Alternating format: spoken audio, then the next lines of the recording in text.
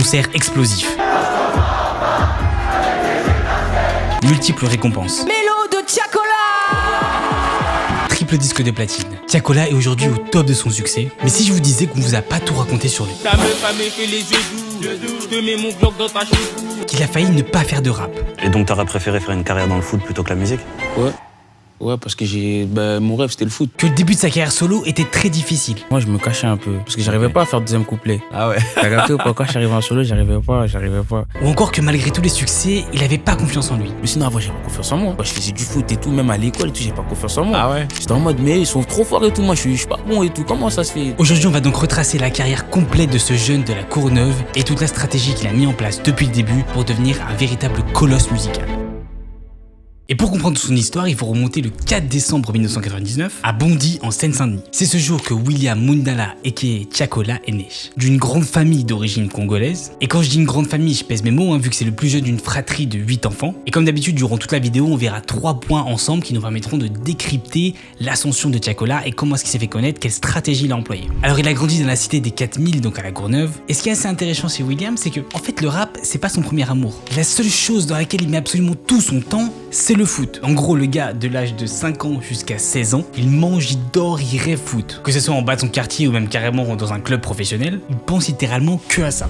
Et donc t'aurais préféré faire une carrière dans le foot plutôt que la musique? Ouais, parce que mon rêve c'était le foot. Après la musique c'était inné, de toute façon c'était dans les gènes, mais de base c'était le foot. Lui, en fait, il a juste envie de suivre les pas de son joueur favori, Cristiano Ronaldo, donc CR7. Et vous allez voir que cette mentalité CR7, ça va énormément le matrixer durant toute sa carrière, parce qu'il va y avoir ces valeurs de travail, d'acharnement, qui vont vraiment l'aider. Alors bien sûr, à côté, la musique a quand même une très grande place dans sa vie. Et encore, dire que c'est une très grande place, je pense que c'est un euphémisme. Parce qu'en fait, il le dit lui-même, il y avait tellement et constamment de la musique dans sa maison, que personnellement, ça m'a fait penser, vous savez, aux séminaires musicaux que font les artistes. Alors pour ceux qui savent pas ce que c'est qu'un séminaire, vous avez sûrement déjà vu des vidéos de pas mal d'artistes qui se retrouvent dans une espèce de grande villa, grand Airbnb en Espagne par exemple un été, où généralement l'artiste va ramener toute son équipe, que ce soit des beatmakers, des top liners, directeurs artistiques, et ensemble ils vont concevoir le nouvel album, le nouvel EP de cet artiste. Et ce qui est assez drôle généralement, c'est que dans chaque pièce de cette maison, il va y avoir un beatmaker qui est en train de bosser sur une instru, et le rappeur qui va venir écouter l'instru, voir si ça lui plaît, peut-être poser un couplet ou un refrain. Bref, je schématise, mais en fait ce qui est drôle, c'est qu'avec William,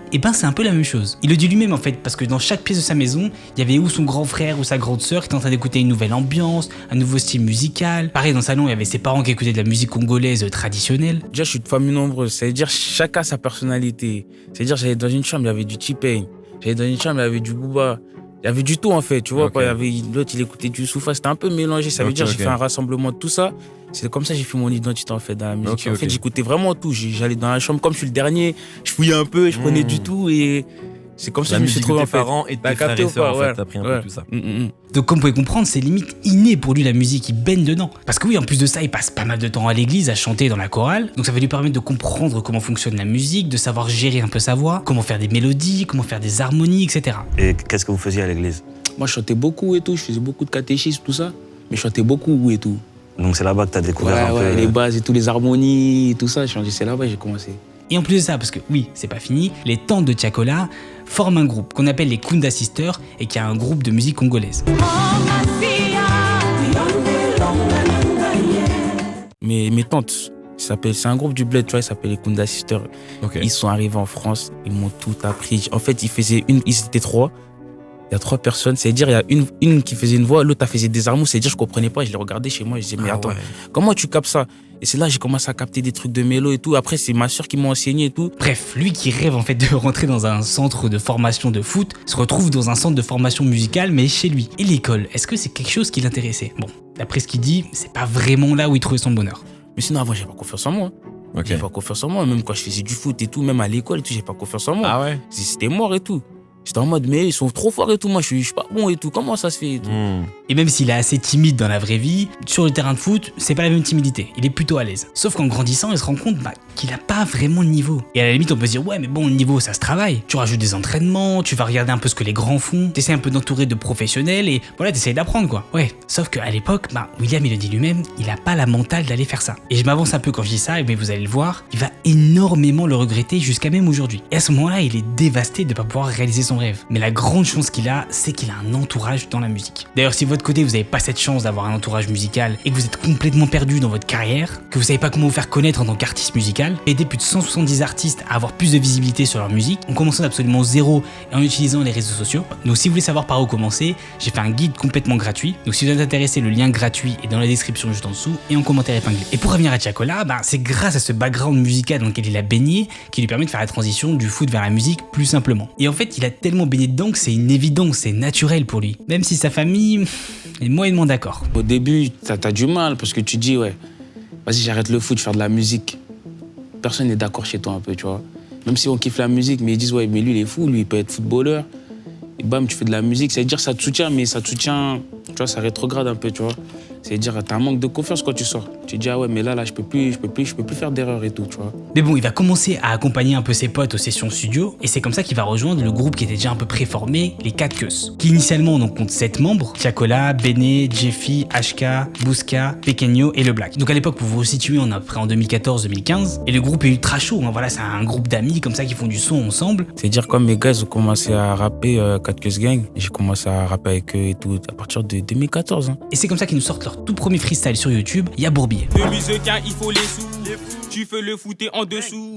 Ce qui nous amène au tout premier point que je voulais vous dire dans cette vidéo. Et ce point numéro 1, c'est la puissance d'être en groupe. En fait, c'est quelque chose que j'ai remarqué qui se fait de moins en moins de nos jours. Mais commencer dans un groupe, c'est juste la meilleure chose qu'on puisse faire en tant qu'artiste. Il y a tellement d'avantages, c'est juste hallucinant. Déjà, vous pouvez apprendre des uns des autres. Parce que c'est vrai qu'on n'a pas tous les mêmes compétences, on n'a pas tous les mêmes qualités, on n'a pas tous les mêmes défauts. Donc on peut apprendre. Être solo aussi, ça peut être intimidant. Alors qu'être en groupe, ça peut vous donner confiance. Autre chose, vous pouvez aussi rassembler les moyens. Que ce soit les moyens financiers ou même les moyens matériels. Ou même, par exemple, prendre un studio ensemble. Il y a peut-être aussi un grand frère qui connaît un ingé son. Il y a peut-être un autre gars qui a une voiture pour les déplacements. Il y a peut-être un gars qui a peut-être déjà du matériel. Bref, quand on rassemble les ressources, tout devient en fait plus facile. Pareil, artistiquement, le public il peut se retrouver dans chacun des membres du groupe. Donc potentiellement, on peut attirer un plus grand public. Bref, personnellement, j'ai trouvé ça super intelligent dès le début de se mettre en groupe. C'était un peu les Avengers de la Courneuve. Et à l'époque, c'était quelque chose qui se faisait super souvent, d'avoir des duos, des trios, des quatuors, etc. Que ce soit dans le rap, le rock, la funk. Alors, est-ce que c'est Internet qui a ramené plus ce côté je fais mon son tout seul dans ma chambre? C'est possible. Parce qu'aujourd'hui, on n'a plus vraiment besoin d'avoir un groupe avec un batteur, un guitariste, etc.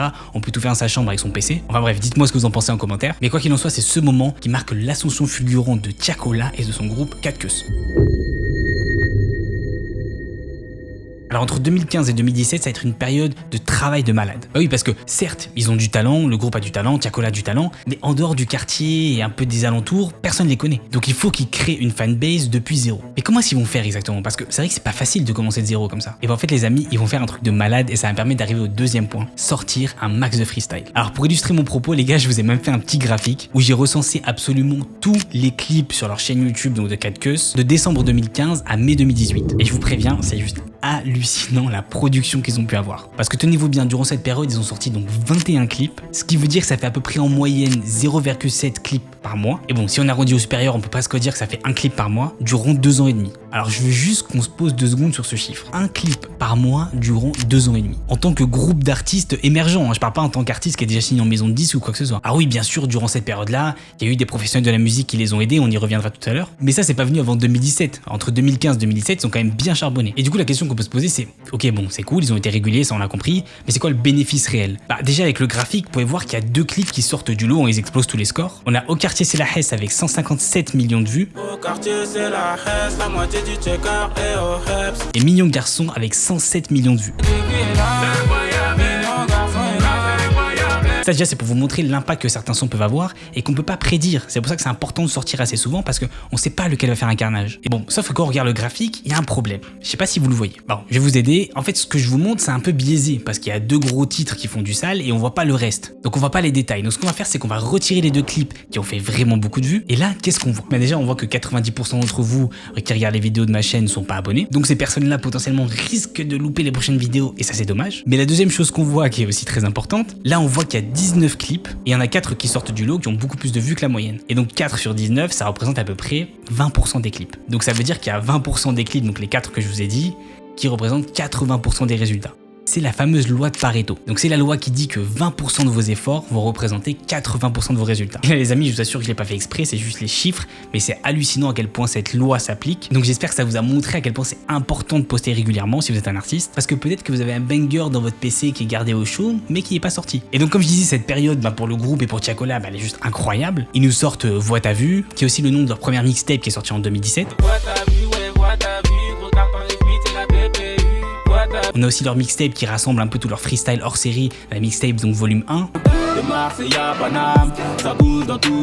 Cette période elle est aussi très importante pour Tiakola parce que c'est à ce moment-là où on va se rendre compte de ses capacités musicales. Ses capacités à trouver des mélodies, des top lines assez facilement. On va aussi souvent le placer dans le refrain parce qu'on remarque que voilà, ça rajoute un petit côté mélodique, d'où le Tiakola la mélo, donc c'est un peu les prémices. Mais bon, ça tranquillement, on y reviendra tout à l'heure en troisième partie de la vidéo parce que vous allez voir que c'est sa signature musicale. Mais faut pas oublier qu'il a aussi des capacités de rappeur et de kickage assez puissantes. C'est donc en fait ce moment de charbon assez intense qui leur permet de trouver une alchimie dans ce groupe. Parce que les autres membres, eux, vont s'occuper plutôt des couplets, d'être assez saisissants dedans, alors que Tiakola va venir avec une espèce de légèreté avec sa voix pour combler les refrains. Et l'un des sons références qu'on a déjà vu, c'est justement Au quartier c'est la Hesse. C'est vraiment celui-ci qui a marqué le début de l'explosion médiatique du groupe. Et c'est là en mode on a pris ça au sérieux et après c'est là où on a commencé à sortir Au quartier c'est la Hesse. Ouais, c'est là où ça commence. C'est là où l'ampleur ça a vraiment pris chaque semaine 1 million de vues, 1 million de vues, 1 million de vues, on comprenait pas. Bon, sauf que malheureusement, c'est aussi en 2017 que le groupe marque sa fin. Et ouais, le groupe se sépare en 2 groupes distincts. Et là, suivez bien parce qu'ils ont gardé un peu les mêmes noms, donc c'est un peu compliqué. D'un côté, on a 4 Keus et de l'autre côté, on a 4 Keus Gang. Du coup, lui, Tiakola, il est plutôt du côté de 4 Keus, avec Bene, Jeffy et HK.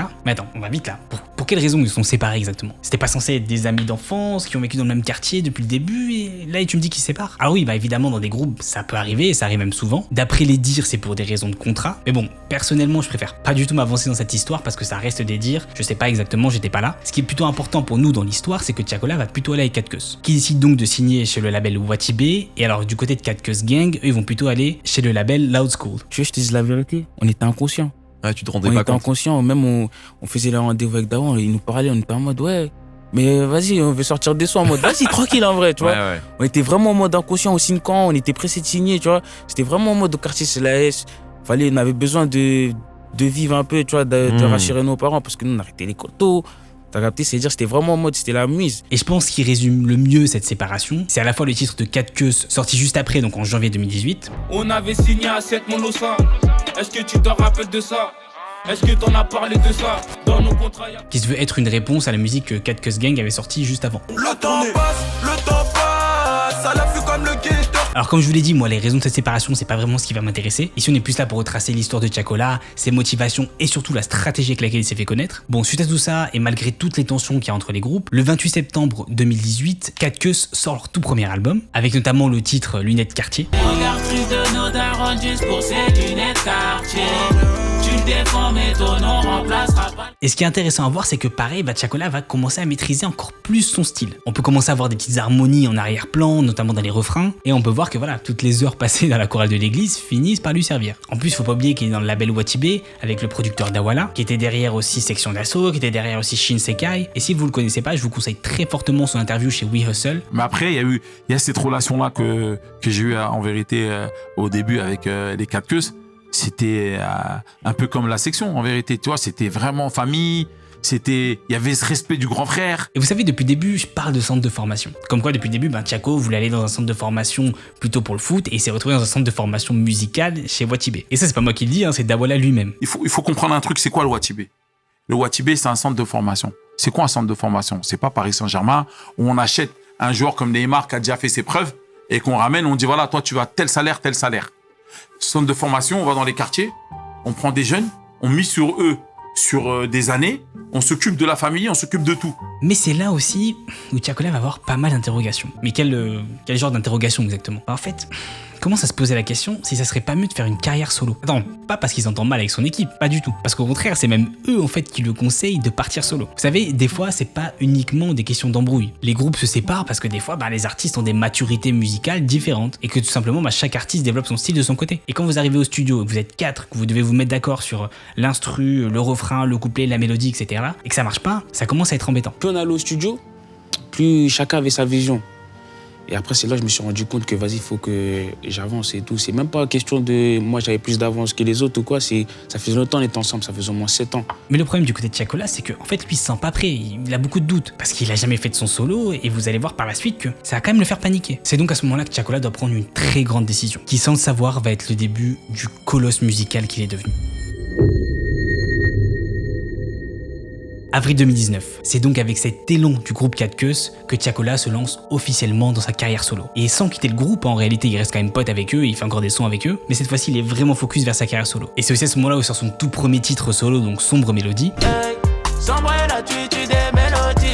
On le voit donc kicker, lâcher des mélodies pour les refrains parce que là il doit tout faire, il est plus avec les autres. Mais ce qui est intéressant, c'est que c'est une toute nouvelle période d'apprentissage pour Tiakola. Attends, t'es en train de me dire qu'après tout ce qu'il a fait, son passage à la chorale, ses années dans son groupe, toutes ses sessions studio, ses clips, ses freestyles, il a encore un truc à apprendre. Et oui, et là le souci c'est que il est livré à lui-même. Et comme je vous l'ai dit dans le premier point, vu qu'il était en groupe, quand il avait des problèmes sur certains points, il y avait d'autres gars qui venaient qui comblaient ses soucis. En gros, ils venaient combler ses points faibles. Mais comment ça se passe quand on est tout seul? Bah ouais, c'est là où ça devient plus difficile. Par exemple, Tiakola se retrouve souvent en studio et en fait, il sait pas vraiment comment écrire un deuxième couplet. Ça peut paraître bête, mais quand tu passes des années en fait à faire que des refrains et des petits couplets de 15 secondes, 30 secondes, quand tu dois faire des grosses musiques de 3 à 4 minutes, ça devient un peu plus compliqué et t'as plus trop l'inspi en fait. T'as un peu le syndrome de la page blanche. Avant, je me cachais un peu parce que j'arrivais pas à faire le deuxième couplet. Ah ouais. T'as capté ou pas? Quand j'arrivais en solo, j'arrivais pas. J'étais en Ça fait mode. plus de taf en fait. Ouais, j'ai galéré, tu vois, quoi. J'avais des trous. C'est déjà, vas-y, finir demain. Ouais. Petit à petit, après, je me suis forcé. Je me dis, je peux pas faire le deuxième couplet. Comment je fais un album, j'arrive pas à faire le deuxième couplet. Et c'est là où il commence réellement à douter de ses capacités. Il se dit, est-ce que je vais vraiment pouvoir continuer ma carrière solo sans mon groupe, sans avoir besoin d'appeler mes potes tout le temps pour qu'ils puissent finir mes couplets? Bref, c'est à ce moment-là où il rentre dans une période de doute, mais par chance, il va y avoir un grand sauveur. Et Tiakola va très bien l'appréhender, vu qu'il va la prendre comme une période d'apprentissage. Une période d'apprentissage durant laquelle il décide de collaborer avec tout le rap game. Et c'est là où on va voir que la fameuse mentale qu'il avait pas dans le foot, cette fois-ci, il va l'avoir pour la musique. Parce qu'il a une chance de malade de travailler dans ce domaine, il peut pas la rater. Et c'est comme si en fait il prenait sa revanche sur la carrière de foot qu'il a pas pu avoir. Comme son idole CR7. En fait, il récupère les valeurs et la mentalité de CR7. Quand Messi il dépasse son ballon d'or, il rattrape et tout, je me dis ah non. Lui, il a vraiment un mental d'acier, tu vois. Et moi, je suis pareil, je pense pareil et tout. À chaque fois, même quand je vais au studio, je fais rien, je me dis ça va venir. Ça va venir, je vais marquer, après ça vient direct. Et c'est comme de l'entraînement en fait, comme quand j'allais au foot. Je suis un mec, j'ai grave séché le foot. Et en fait, j'ai plus envie d'avoir de regrets. Je préfère aller au studio, même si je fais rien, j'apprends. Et quand je sors. Alors certes, toutes ces collabs vont encore plus l'aider à se faire connaître en tant qu'artiste solo. Mais surtout, ce qu'on voit pas forcément de l'extérieur, mais qui dit en interview, c'est que ça va l'aider aussi à prendre confiance en lui, que ce soit professionnellement, mais aussi personnellement. C'est là où je vais remercier 4 Queues de me mettre en confiance, tu vois. Me laisser faire un feat avec Niska. De me laisser me propager, faire des feats et tout, c'est de me mettre en confiance, tu vois pas. Et la fameuse personne qui va extrêmement l'aider, ça va être Niska durant les fameuses sessions studio qu'ils vont faire ensemble. Ça va être comme un espèce de mentor pour lui. Mon premier gros feat c'était avec Niska, c'est-à-dire c'est avec lui direct, j'ai plus appris. Vraiment, il m'a tout... Même comment construire un son. Tu lui as piqué des trucs un peu? Quand même, hein. Quand même. Comment structurer et tout. Il a une façon de structurer, moi j'aimais bien. D'accord. Un beatmaker s'appelle Jay, il joue des mélos. Mais maintenant il fait la mélodie. Et Niska il commence à faire la top line et tout, ça commence à aller tout seul et tout. Je commence à revoir les repères de Niska quand il commence à danser et tout, il fait plein de top line, je commence à kiffer. Il me dit c'est ça. Je dis ouais, t'es sûr c'est ça? Il me dit c'est ça. Quand je suis reparti de cette séance-là, je me suis regardé chez moi, j'ai dit ah ouais, en vrai la musique c'est pas facile. Parce que moi je me suis dit Niska il va au studio et ça va, c'est comme ça, c'est sur un coup d'éclat, mais en fait non. Et en termes de featuring de cette période, il y aura du beau monde évidemment. Dinos, Maes, encore Dadju. Ça détaille toute la journée. Y'a mes gars toujours au fourneau. Ma chérie fait tes valises, on va quitter la street. J'ai vu du bénéfice. Et en fait, au fur et à mesure d'enchaîner les feats avec des ténors comme ça du rap, lui il est super attentif et observateur. Donc c'est là où il va apprendre. Il va apprendre à structurer un son, à écrire des paroles touchantes et à concocter un banger. Et après cette longue période, il va enfin se rendre compte qu'il est prêt. Il est prêt à nous sortir son tout premier album solo. Non, c'est vrai, avec de l'attente de fou et tout. Mais après, je me suis mis dans mes meilleures conditions. En gros, j'ai pris mon temps. Après, j'ai réfléchi, j'ai choisi mes feats que je voulais et tout. J'ai pris tout mon temps que je pouvais et après, je me suis construit en gros. Je fais ma base. Après, ça allait tout droit. Et c'est comme ça que le 27 mai 2022, il nous sort La Mélo, en référence bien sûr à la mélodie qui le suit depuis sa tendre enfance. Et dans cet album, il y a des titres de malade. Mon titre favori, c'est À ta santé avec Hamza. Bébé, j'ai du temps pour nous, mais faut que ça reste entre nous. Donne-moi juste un rendez-vous. Il fait aussi une collab de malade avec le rappeur anglais Dave sur le titre Meridian. Assez de temps perdu, baby. Faut faire la monnaie, baby. D'ailleurs, au passage, j'ai fait une vidéo complète sur Dave, hein, je vous mettrai le lien au-dessus et en description si vous voulez la voir. Et alors, bien sûr, cet album est super attendu, mais il reçoit quand même une pluie de récompenses, que ce soit des certifications en étant certifié triple platine, ou encore en étant nominé aux Victoires de la musique 2023 en tant que révélation masculine. Bon, qui n'a pas réellement pu gagner, mais ça crée même tout un bad buzz. Pareil, j'ai fait une vidéo entière sur le sujet, je vous mettrai le lien au-dessus en description si vous voulez la voir. Le 12 mars 2023, il fait aussi un Olympia, et a précisé qu'avec 4 Queues et 4 Queues Gang, ça va beaucoup mieux. Les tensions sont apaisées, le groupe s'est calmé, ils sont maintenant potes. Nous 7 aujourd'hui, on se parle, tu vois, on est des grandes personnes, tu vois. Et on se dit, vas-y, c'est une erreur, hein. Mais ça nous a appris de la vie. Et en fait, ce qui est assez intéressant chez Tiakola, c'est que il a une personnalité assez timide et réservée, ça je vous l'avais dit, mais quand il est sur scène, en fait, c'est une autre personne. Et ça nous permet d'arriver au troisième point que je voulais vous présenter dans cette vidéo, le professionnalisme avant tout. Et c'est un point super important. Pourquoi, vous allez me demander? Parce qu'en fait, même s'il est timide et réservé dans la vraie vie, et ben en fait sur scène il est censé faire une prestation scénique devant du monde. Et malgré le fait qu'il soit pas forcément à l'aise, il arrive à surmonter sa peur et faire kiffer son public. Alors certains vont me dire oui mais c'est son métier. Ah oui d'accord, mais c'est pas facile à faire. Et pourquoi j'insiste dessus? C'est parce qu'il y a pas tout le monde qui arrive à le faire et je reçois constamment des DM d'artistes qui me disent moi je suis pas me présenter devant une caméra, je sais pas faire de concert, je suis pas à l'aise à montrer ma tête. C'est pour ça qu'il y en a plein qui mettent des cagoules. Et malheureusement tous ces trucs là ça bloque la progression musicale des artistes. Et si personnellement j'ai un conseil à vous donner pour être plus à l'aise sur scène ou devant la caméra, pour le coup je suis bien placé pour le savoir, c'est le fait d'interpréter l'artiste que vous êtes. Parce que dans le cas de Tiakola par exemple, quand il monte sur scène, c'est pas William qui monte, c'est Tiakola l'artiste, Tiakola le showman, Tiakola l'entertainer. Et c'est ce mindset dans lequel il rentre qui lui permet de, entre guillemets, être possédé et de performer devant tout le monde. Mais t'as l'air assez timide et réservé, mais à chaque fois que je t'ai vu sur scène, t'avais l'air grave à l'aise. Comment ça se fait? Quand je suis sur scène, c'est une libération pour moi. C'est une libération parce que le public qui chante avec toi, ça résonne partout. Et tu vois, ils ressentent le son. Tu vois, par exemple, quand je fais le pousse-toi, ça se voit que c'est fait en une heure, ils le ressentent de fou, tu vois.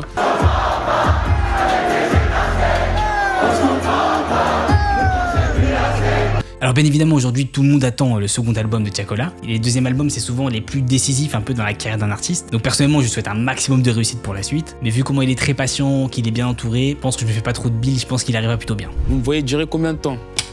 Elle est bien cette question. Dans la musique? Ouais. Toi, je pense combien de temps? On verra. Faut que ma musique elle vieillisse bien et tout. Après, faut que je travaille bien aussi pour durer. Et alors où je vous parle, il a aussi fait un album commun avec Gazo, Lamelo et Gangs, qui est un personnage super important dans sa vie aussi. Et si vous voulez en savoir plus, j'ai retracé l'histoire complète de Gazo, je mets le lien juste ici. En attendant la mif, j'espère que vous avez kiffé cette vidéo. N'oubliez pas de vous abonner, de lâcher un petit like, un petit commentaire comme d'habitude pour l'algorithme. De venir me suivre sur Insta, c'est @JNoMusic, c'est là-bas on parle des coulisses ou même d'autres trucs musicaux. Et moi je vous dis à la semaine prochaine pour une nouvelle vidéo. Peace out.